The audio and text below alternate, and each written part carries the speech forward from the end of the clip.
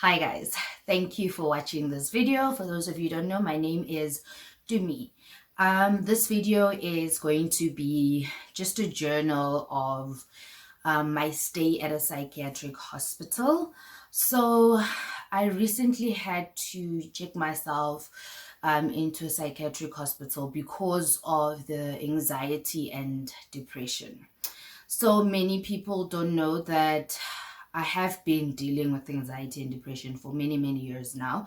I was officially diagnosed with anxiety or severe anxiety disorder in 2015.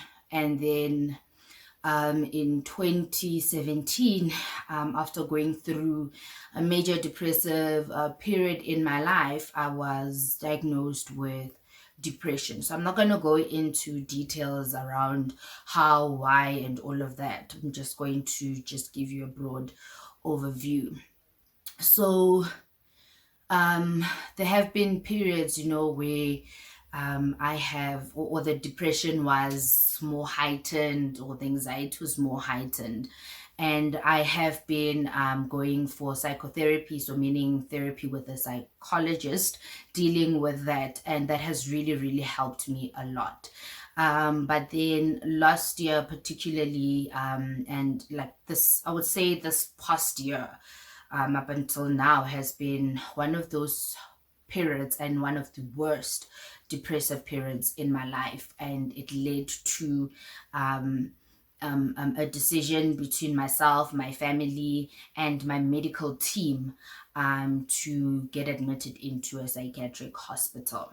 I just want to just quickly say that in the Black community, depression is not something that we discuss, and checking into such places, it's seen as if you're going into the madhouse, the crazy house, but it's not that.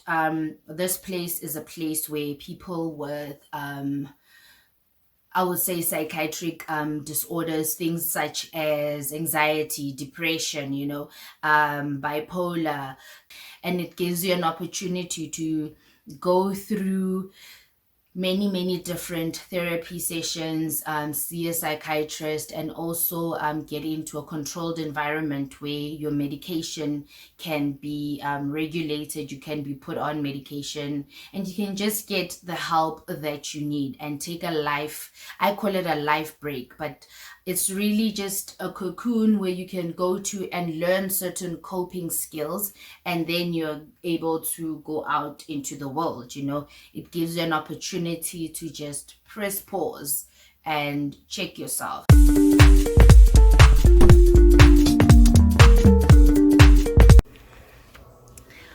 Well, now, we never thought that we'd be here, but here we are. I am currently at a psychiatric hospital because of the depression and the anxiety. So just got my COVID test done. I'll get the results tomorrow, and then we'll see. The treatment will begin tomorrow, I guess. I'll be seen by a doctor tomorrow, my psychiatrist, and then we'll take all the tests and evaluation, and we'll see what program I need to be on, I guess. I don't know. But this is my first night here.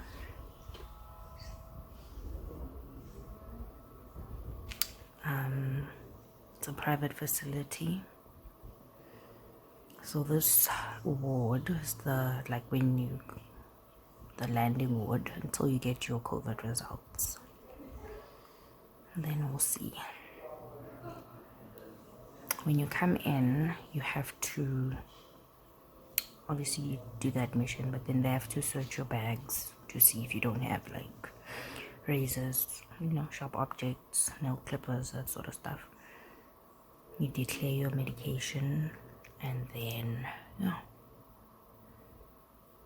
and they they take all the stuff. It's day one.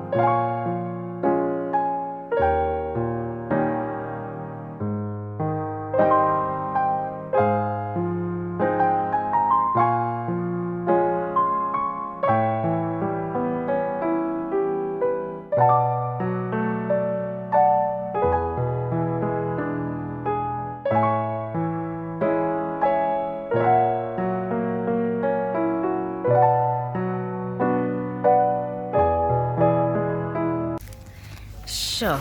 Wow. So this is day 4 of my stay here at Portview, and I love it. I've gained so much. I'm sitting in the garden right now. See how pretty it is. Yeah. So my stay here has been very good for me. We've got very, very busy days when we're here. It's a lot of group therapy. So we start the morning with mindfulness, and then we do take a break. So we start the morning with breakfast, obviously. And the thing is, they are rules and they are routines, so you come here and we take our meds at like 5:30 in the morning, and that's also one of the reasons why I came, so that I can so that my medication can be regulated. And we actually found out that the pills that I was on were not helping me, right? So I had to switch pills. So that's part of the reasons why I was here. And so we take our meds at 5:30, we take our vitals, check if everything's still okay, and then you can go back to sleep or whatever you want to do. But you have to be dressed and up by 7:30 and get ready for breakfast, and I think breakfast I think gets served, and I always rock up there at around 7:30. Yeah. So have breakfast up until 7:45. That's when our first session starts, and that's usually mindfulness. And there we're taught strategies on how to be mindful. And then after that, there is a break. So there's a break after each session, about a 15, sometimes 30-minute break between sessions. And after mindfulness, we have cognitive behavioral therapy. And this week we were talking about toxic relationships and just the types of personalities, and how a relationship with people in certain types of personalities can be toxic. And then so for me, what I gained a lot from that class was just, I wasn't even diagnosing anyone. I came here to diagnose myself and to get tools for me, so I could see just which personality type I am, and just how to be in a relationship with others, and how to better myself, knowing just the type of personality I am. And then we have a break, and then we've got psych therapy. And this one was actually my favorite session. A lot of people didn't enjoy the session, but I like the psych session. And we were talking about mindfulness and self-regulation, and I gained so much from that session. And then we would have lunch. The food here is really nice. It's really, really nice. We have lunch, and then after lunch we have occupational therapy. And this week we've been talking about different things. I've only been able to attend 2 sessions, but both sessions I quite enjoyed. So the first one, we spoke about just the types of people, introverts, extroverts, ambivert, what. And then today we spoke about love languages, and that was the aha moment for me, the love language. And that actually, I just came out of my session with my psychologist, she was like, that's very interesting that you had that aha moment today at that session, because it really just brings everything together. And like, just looking at my reasons. So throughout the day you have appointments with your psychologist and your psychiatrist, so you prioritize those appointments. Group sessions, they're nice to attend, but you don't have to. And then so then after that you have the day free, which is usually from around 3:45, that you have the day free to do whatever you want to do. Then there's creative OT creatives, or occupational therapy, but creatives, it's like creative arts. And I love that. I really, really love that. I'm just gonna put pictures of the things that we did because I don't have them with me now. But yeah, we the first day we made a sun catcher. I've never made such things, and so that was quite nice. And then the second day, which was today, we did this thing. It's called scratch art, which I really like. And so now these are my new hobbies. I'm gonna get out of here and I've got new hobbies, and yeah, that's pretty much my stay. I really benefited from it. And just the stigma around such places, this is not a like a mental institution, it's not a rehab, it is just a wellness hospital. So you come here and there are people here for different types of issues, right? So you come here, bipolar, you're struggling to deal with that, maybe drug addiction, you have, you've gone to rehab and all of this, that sort of stuff.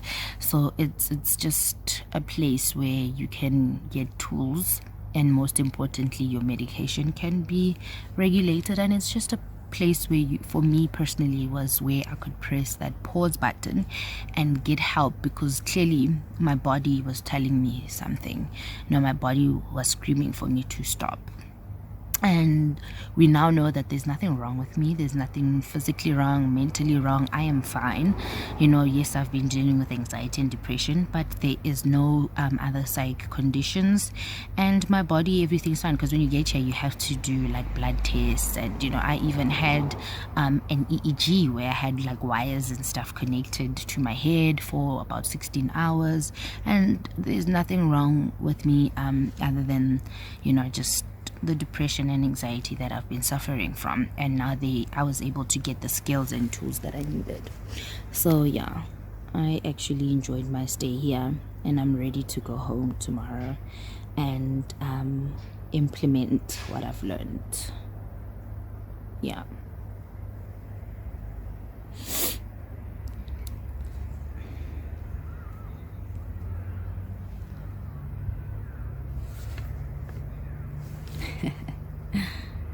I do want to encourage people to really check their mental health, and be aware of what is going on with you, and please reach out for help, because sometimes we get so disillusioned by the strong facade, like I'm a strong person facade that we put up, and we actually forget to check ourselves. So while you are putting out this facade for the public, you actually end up over the long term putting up this facade for yourself, and then at some point you reach breaking point. So I really would like to encourage you to get a mental or to prioritize your mental health check. And if you do need help, please reach out for help, and get the help that you need. I hope this video helps someone. I hope that we can just sort of demystify this whole thing of mental illnesses and disregarding and writing off, because it's also the other thing, we disregard and we write off depression or anxiety as, oh my gosh, you are so extreme. You are not. I would also just like us to be mindful of the fact that people go through different things, and while people may not say what they're going through, there's a lot that is happening, and you must just be more mindful. But most importantly, for yourself, take care of yourself, and whenever you need that break, reach out for help, guys. Help is out there. You just have to go out. And if you do notice somebody that needs this help and maybe they're not receptive of this help, help them to get to a point where they reach out for help. I said so in my previous video, and I thanked a bunch of people, and I still just want to thank all of those people for supporting me. And yeah, it's been a journey, and I'm grateful that I actually went to such a place and got the help that I needed. Yeah.